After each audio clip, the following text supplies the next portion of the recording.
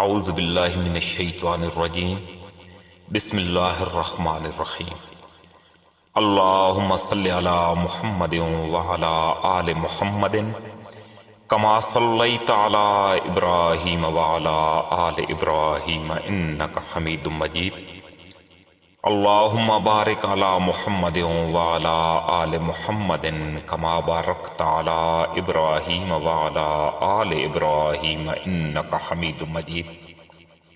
اے پیارے اللہ، اے ذوالجلال والاکرام، اے ہمارے مالک، اے ہمارے خالق، اے رب کائنات، ہم اس دنیا جہان کے گناہ گار، خطا کار اور سیاہ کار انسان تیری ذات اقدس میں ہاتھ پھیلا کر بیٹھے ہیں۔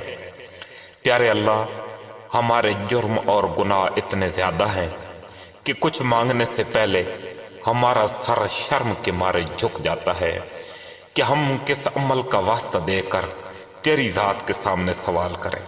یا پیارے اللہ، ہمارے دامن میں گناہوں اور گستاخیوں کے سوا کچھ نہیں۔ اے پیارے اللہ، تو ہمیں اپنی کبریائی، اپنی رحمت اور فضل سے بخش دے۔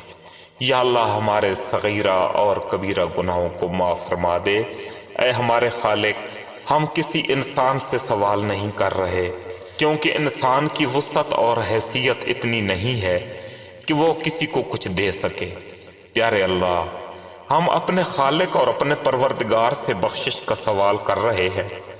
ہمیں امید نہیں ہے، یقین ہے کہ ہمارے ہاتھ خالی واپس نہیں آئیں گے۔ ایک یہی تو در ہے جہاں سے کوئی خالی نہیں جاتا۔ اے ہمارے اللہ، ہم آج سے پہلے اپنے تمام کیے ہوئے گناہوں پر معافی کا مطالبہ کرتے ہیں اور آئندہ کے لیے صدق کے دل سے توبہ کرتے ہیں۔ پروردگار عالم، ہمارے گناہوں کو معاف فرما دے اور آئندہ کے لیے ہمیں اس توبہ پر گامزن رہنے کی توفیق نصیب فرما دے۔ اے ہمارے پروردگار، قرآن کریم میں تیرا فرمان ہے کہ جب جہنم مجرموں کو دیکھے گی تو پھنکارے گی اور ایسا لگے گا جیسے وہ غصے سے پھٹ پڑے گی۔ پیارے اللہ، ہمیں اس بھیانک اور عذاب دہ جہنم سے بچا لے۔ تو نے انسان کو بہت کمزور پیدا کیا ہے، ہم میں یہ سکت نہیں ہے کہ تیرے عذاب کا سامنا کر سکے۔ پروردگار عالم، ہم دنیا کے لالچ اور ہوس میں اس بات کو بھول جاتے ہیں کہ یہ دنیا ہمارا مستقل ٹھکانہ نہیں ہے، ہم یہاں پر مسافر ہیں۔ ہم عالم ارواح اور عالم بطن سے ہو کر اب اس عالم فانی میں پہنچ چکے ہیں، مگر عالم برزخ، عالم محشر اور عالم لا فانی کے مراحل ابھی باقی ہیں۔ پروردگار عالم، تو نے اس دنیا کو دارالاعمال بنایا ہے، ہمیں اس دنیا میں رہ کر ایسے عمل کرنے کی توفیق نصیب فرما جو ہمیں محشر کے دن سہولت فراہم کریں۔ جزا و سزا کا فیصلہ تو تیرے کرم اور تیری رحمت سے ہوگا، مگر ہمیں محشر کے دن شرمندگی سے بچا لے۔ پیارے مالک، پیارے اللہ، تو نے اپنے حبیب حضرت محمد صلی اللہ علیہ وآلہ وسلم سے پہلے کی امتوں پہ پے در پے رسول بھیجے۔ تو نے ایک ایک وقت میں ایک ایک بستی میں 3 رسول بھیجے، مگر پھر بھی وہ بدقسمت ان کو جھٹلاتے رہے اور رسولوں کو قتل کرتے رہے۔ پروردگار عالم، تیرے حبیب صلی اللہ علیہ وآلہ وسلم کو اس دنیا سے پردہ فرمائے ہوئے اب 1444 سال گزر چکے ہیں، مگر پھر بھی حق کے متلاشیوں کو صراط مستقیم پر گامزن رہنے کے لیے تیری کتاب موجود ہے، تیرے حبیب حضرت محمد صلی اللہ علیہ وآلہ وسلم کی سنت موجود ہے۔ اے ہمارے مالک، ہم کو قرآن کے مطابق زندگی گزارنے والا بنا۔ تو نے یہ کتاب ہم کو سمجھنے کے لیے دی تھی، مگر ہم نے تیرے احکام کو اور تیرے فرمان کو پس پشت ڈال دیا۔ اے پروردگار عالم، ہمیں قرآن کو سمجھنے کی توفیق نصیب فرما۔ اے ہمارے پروردگار، تیرا مبارک مہینہ رواں دواں ہے اور چند دنوں کا مہمان ہے، ہمیں اس مہینے سے مستفید ہونے کا شرف نصیب فرما۔ اے ذوالجلال والاکرام، ہمیں مضبوط مسلمان بنا دے، ہمیں یہ دین اپنے باپ دادے سے ورثے کے طور پہ مل گیا اور ہم بھی کلمہ گو کہلا دیے، مگر ہم نے اس دین کی خاطر وہ تکلیفیں نہیں دیکھی، وہ صعوبتیں نہیں دیکھی جن کا ذکر تو نے قرآن کریم کے اندر فرمایا ہے کہ تم کیا سمجھتے ہو کہ تم یوں ہی جنت میں داخل کر دی جاؤ گے؟ ابھی تو تم نے وہ تکلیفیں دیکھی ہی نہیں جو تم سے پہلے دین حق پہ چلنے والوں نے دیکھی۔ اور وہ پکار اٹھے کہ اللہ کی مدد کب پہنچے گی؟ پروردگار، ہم حضرت آسیہ جیسا ایمان کہاں سے لے کر آئیں جنہوں نے فرعون جیسے درندے کی بیوی ہونے کے باوجود دین حق کو نہیں چھوڑا، فرعون کے محلات کو لات مار دی، عیش و عشرت کو ٹھکرا دیا اور صرف اللہ پر ایمان لانے کی پاداش میں اپنے نوکروں کے سامنے فرعون کے ظلم کا سامنا کیا۔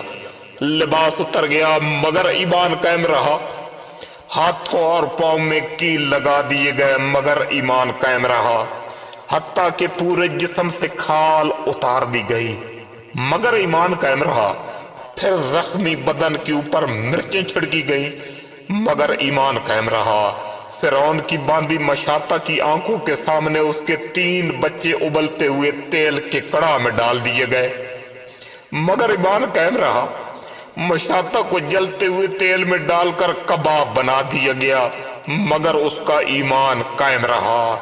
اے اللہ، اے میرے اللہ، ہم کیسے مسلمان ہیں جن کا ایمان انہیں اللہ اکبر کی صدا پر بستر سے جدا نہیں کر سکتا، جھوٹ بولنے سے روک نہیں سکتا، غیبت سے، بدخواہی سے، چغلی، سود، رشوت اور زنا سے روک نہیں سکتا۔